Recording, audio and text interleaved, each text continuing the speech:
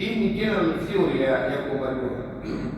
Lakini nyingine ndio hiyo kwamba wanasema maulamani kwamba pengine umekosea njia ya kuomba dua, umekosea wakati wa kuomba dua. Leo tutazungumzia adabu za kuomba dua, alafu tutakwenda kutaja na nyakati za kuomba dua. Tunapoomba dua, Uislamu lazima tuchague nyakati. Kuna nyakati maalum za mtu unazichagua, na zote hizi zimetajwa katika hadithi mbalimbali na katika Qur'an na sehemu mbalimbali. Narudi tena katika darasa iliyopita ambayo ilikuwa sikosei, ilikuwa ni adhkari baada sala. Nilizungumzia hiyo kwa hapo kwa adhkari baada sala, na nikasema kwa nini inakuwa sisi hapa madhhabu ya watu wa Ibadia kwamba wamefanya system ya kwamba imamu anapotoa salamu, assalamu alaykum wa rahmatullah, pale pale hatoi mwanya wa watu kuleta adhkari, anageuka pale pale. Akisha kugeuka anatoa salamu, anamswalia Mtume, akisha anaomba dua. Na katika uchunguzi wangu wakati ule ulikuja nikakuta kwamba baada ya dua ile anapoomba imamu, watu wanatawanyika, ni wachache sana wanaokaa pembeni wakaleta adhkari. Hizi adhkari baada ya sala ni jambo muhimu sana na zimetajwa katika hadithi mbalimbali. Kwa mfano hizi za kawaida za subhanallah, alhamdulillah, Allahu akbar, ambao unamalizia na la ilaha illallah wahdahu la sharika lahu lahul mulku wa lahul hamdu wa ala kulli shay'in qadir, za zote 100. Katika hadithi ya Ibn Aisha ni kwamba dhambi zako zinafutwa zote kwa yule anayezileta hizi. Bwana Mtume sana hapa anahimiza kwamba hizi zilete kila baada ya swala. Sasa nani katika sisi anakuwa hataki afutwe dhambi? Na si hivyo tu, ni kwamba binadamu ndio tulivyo. Katika sala za dhuhuri ukizileta hizi, Mwenyezi Mungu atafuta dhambi zote, na unaposema dhambi zote hapa nakusudia dhambi ndogo ndogo, sio katika akbar kabaya, ni dhambi ndogo ndogo zinafutwa. Sala la siku ushazileta hizi, ukifika magharibi wewe binadamu na kumeshatuma dhambi nyingine chungu nzima. Ukitoka tu hapa umekaa barazani pale, jamaa mnazungumza, tayari unaanza kuchuma dhambi wewe. Ukifika magharibi unaanza. Kwa hivyo ule muradi unahitajika wewe ukishakusali ulete. Lakini jipelelezeni mwenyewe hapa kwa shughuli huu. Mimi nimeshaona haya katika shughuli kibali kwamba huu uradi baada ya swala hausomi. Naam. Nikazungumza haya wakati ule na Sheikh Ahmed hapa, alhamdulillah, namshukuru Mwenyezi Mungu amjaze kheri. Mkiwa mtapeleza sasa hivi hageuki kuchukua salamu, anatoa bwana kidogo watu kuleta uradi. Unaweza kumaliza zote zile adhkari, ndio yeye anageuka kwa watu wake. Hilo jambo ni sana, haijakuwepo hapa zamani, na misikiti mingine yote Uganda yako hivyo. Taban watu wa Zanzibar baada ya ishi Zanzibar, mtakuwa mnajua wengi kwa ishi Zanzibar walikuwa wanasali misikiti ya sunna, na mnaona jinsi gani sunna waliyofanya hayo. Misikiti ya sunna imamu anageuka, lakini anasema subhanallah baada ya kuleta zile jambo la kwanza kwa Mtume wa sallam, akisha kutoa salamu ilikuwa anakabir Mwenyezi Mungu Allahu akbar, alafu anafanya astaghfirullah astaghfirullah astaghfirullah mara tatu, alafu anasema ile Allahumma anta salam ومنك السلام حينا بالسلام ودخولنا ضد السلام اللهم أعني على ذكرك وشكرك وحسن عبادتك اللهم لا معني لما أعطيت ولا مؤتي لما منعت ولا ينفع الجد منك الجد. Hizi muradi si ngeni dunia, Uislamu ni unazijua, lakini hizi ndio muradi wa Mtume alikuwa akizileta baada ya swala. Akisha hapo anakaa kuleta muradi subhanallah alhamdulillah Allahu akbar anabila daima. Sasa hizi ni muhimu. Misikiti ya sunna wameleta kwa sauti, ili kwamba ile misikiti ambapo kuna wanafunzi wapate kuyajua yale mambo, ili kwamba wanagrow up wanakuwa wanajua wanazikiri na wanakuta na mazoea ya ibada. Sasa leo hapa watoto wetu wa Kibaji wananukia kwamba baada ya kuomba dua ni kuondoka, au wachache watakaa pembeni maswala ya kateni za baadhi. Ndio kama tulivyofanya hapa, utakuta wachache sana wanaozileta hizi. Kuna kitu kama article C katika hadithi ambayo imethibiti katika madhehebu yote, man qara'a kursi dugurukulu salatu maktub.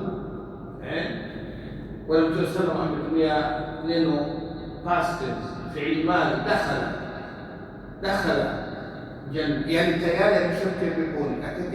Atekeleka ati kursi baada ya kila swala, basi Mwenyezi Mungu anakuwa tayari chamtia peponi.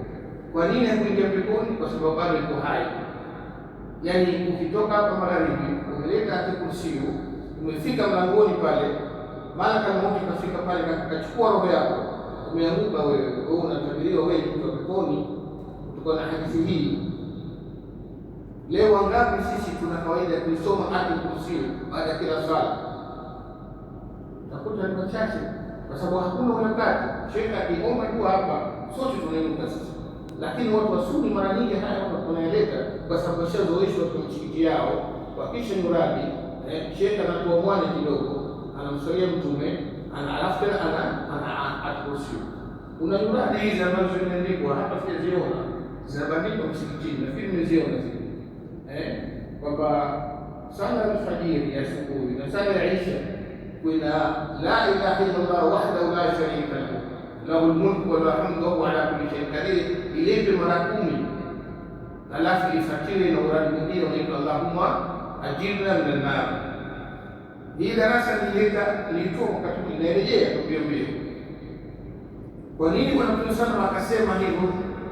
Ni kwamba kuna kalima inasema atakisema la ilaha illa Allah wahdahu la sharika lahu mara 10, alafu akaleta kwa nyingine yote, basi Mwenyezi Mungu anakubali. Ndio huko katika Sunni wakasema ikiwa ni hivyo, basi uradi unafika hapo huwa ni Allahumma ajirna minan nar. Kwa nini? Kwa sababu hakuna dua kubwa kama Allahumma ajirna minan nar, kwa sababu kidume cha nani kitu gani? Ni pepo. Unapoomba Mwenyezi Mungu akuepushe wewe na moto, hapo kinyume chake ni pepo. Kwa hiyo unakuta wewe kama unaiomba pepo, sasa imeki wewe kila siku na Mwenyezi Mungu unakwenda asubuhi unamuomba Mwenyezi Mungu pepo mara 7 na magharibi unamuomba mara 7, kwa sababu unabai huu unaleta magharibi na alfajiri, la ilaha illa Allah na Muhammadur nar.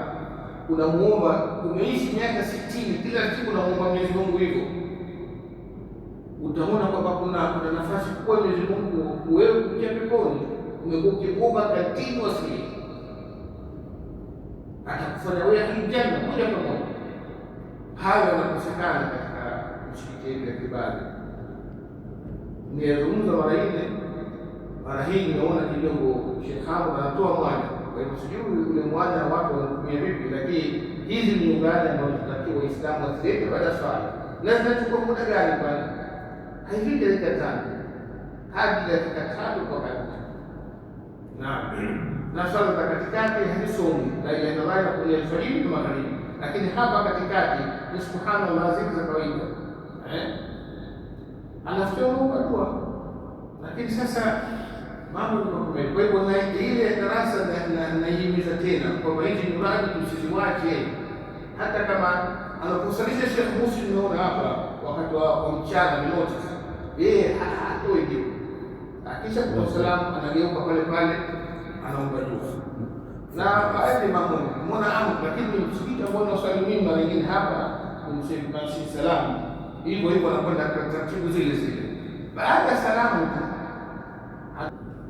Hebu nafikiri hili jambo mimi nalikumbusha kwamba tunapitwa na hizi na nyinyi mnaweza kufanya uchunguzi wenyewe, mtatizama katika baadhi ya watoto wenu wadogo vipi wanazijua hizi radi, wanazileta baada ya sala au wakati wanatoka tu.